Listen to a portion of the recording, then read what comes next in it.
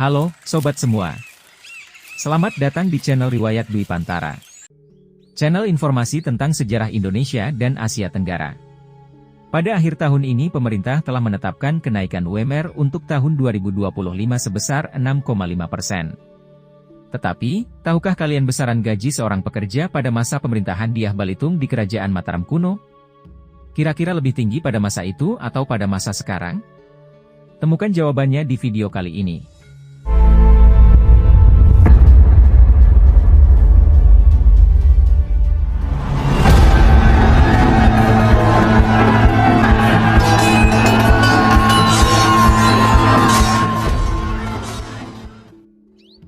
Pada masa Jawa kuno telah banyak bidang pekerjaan yang ditekuni oleh penduduk.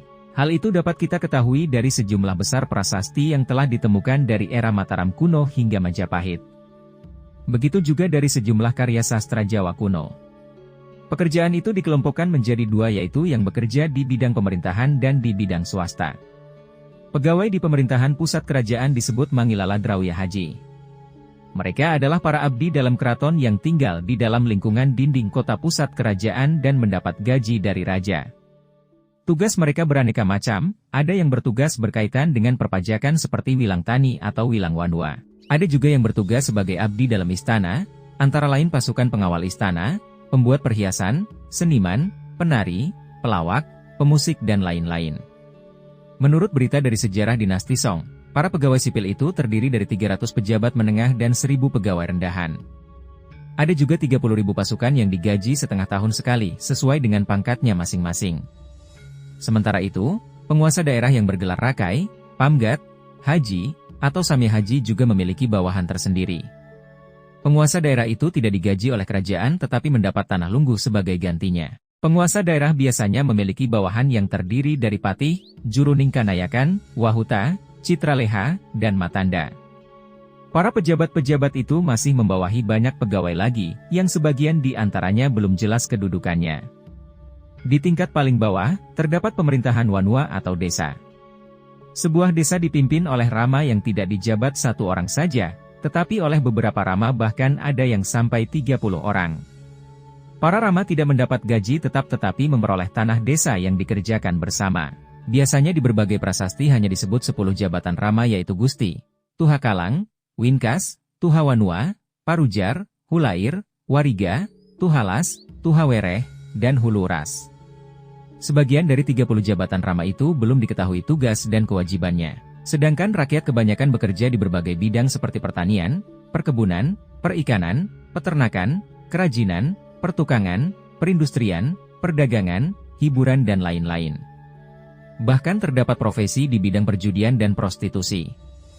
Nama-nama pekerjaan penduduk banyak ditemukan dalam prasasti suatu penetapan tanah sima.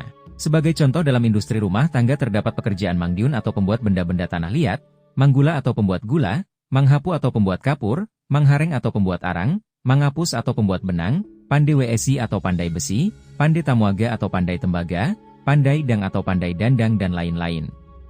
Umumnya jenis pekerjaan yang mengandalkan keterampilan tangan dan badan dinilai lebih rendah dalam masyarakat. Pekerjaan itu seperti andiun atau pembuat tempayan, angendi atau pembuat kendi, apande salwitning apande atau segala macam penempa logam, undahagi atau tukang kayu, amaranggi atau pembuat hiasan kayu, jalagraha atau pengatur air, angukir atau pemahat, anglukis atau pelukis, angapus mungkin pembuat tali, majahit mungkin pembatik, awayang atau pemain wayang, menmen atau pemain pertunjukan keliling, ijo-ijo atau pemain lawak, amidu atau penyanyi, amacangah atau pembawa cerita, anggoda mungkin pemain ronggeng.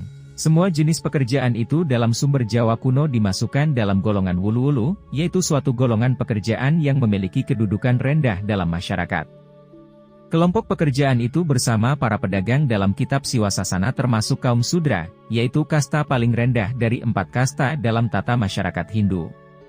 Tetapi dalam kenyataannya sebagian besar dari jenis pekerjaan itu termasuk dalam jenis Mangilala Drawya Haji, yaitu para abdi dalam raja yang berada di pusat kerajaan. Jadi, kira-kira berapa rata-rata gaji seorang pekerja pada masa Jawa kuno? Kita akan mencoba melihatnya di prasasti Telang yang dikeluarkan pada tanggal 11 Januari 904 Masehi. Prasasti itu ditetapkan oleh Maharaja Rakai Watukura Dyah Balitung berkenaan dengan pembuatan tempat penyeberangan sungai di Paparahuan, di tepi Bengawan Solo.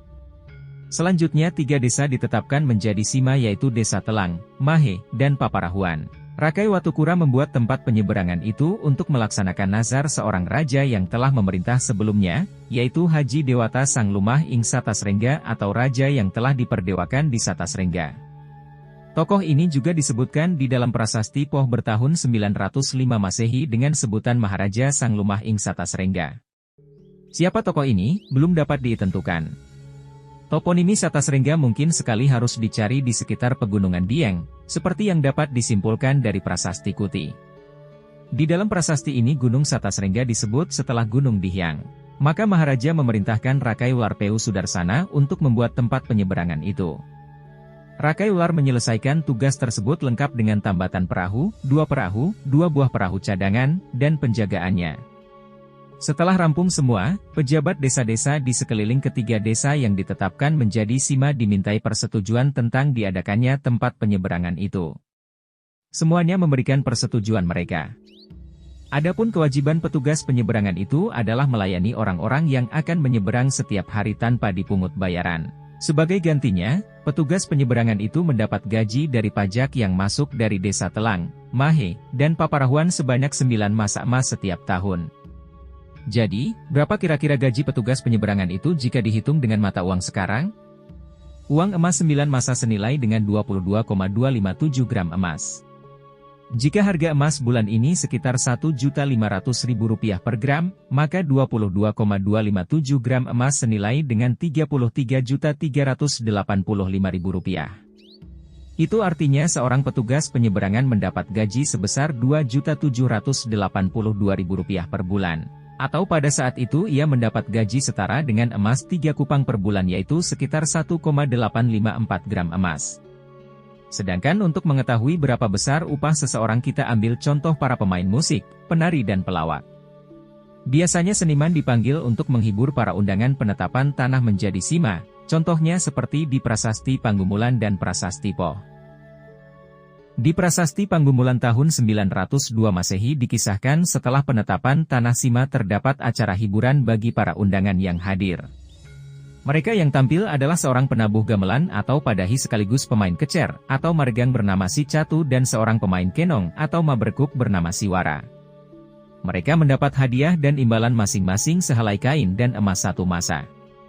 Sedangkan seorang pelawak atau mabanyol bernama Si Paracan hanya mendapat perak 4 masa.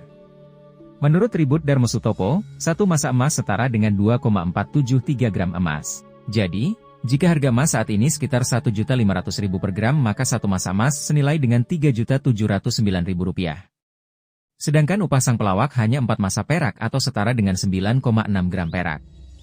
Jika dinilai dengan uang sekarang hanya sekitar Rp163.200. Dalam Prasasti Poh tahun 905 Masehi, setelah penetapan sima diadakan hiburan tari dan lawak. Mereka adalah seorang pemain tari atau matung bernama Si Pati. Ia memperoleh hadiah dan imbalan kain 1 pasang dan emas 1 masa 1 kupang. Seorang penabuh kenong atau mabrekuk bernama Syuka diberi emas 2 kupang. Seorang pemain kecer atau margang bernama Si Wicar diberi sepasang pakaian dan emas 1 masa. 2 orang penari topeng aroma tapukan bernama Si Mala dan Si Parasi masing-masing diberi emas 1 masa. Dan yang terakhir 2 orang pelawak atau mabanyol adalah Si Lugunding dan Si Kulika, semuanya diberi kain 1 pasang dan emas 6 masa. Dari keterangan itu, berturut-turut diperoleh keterangan bahwa penari Tung mendapat 3,091 gram emas atau Rp4.636.000. Penabuh kenong mendapat 1,236 gram emas atau Rp1.854.000.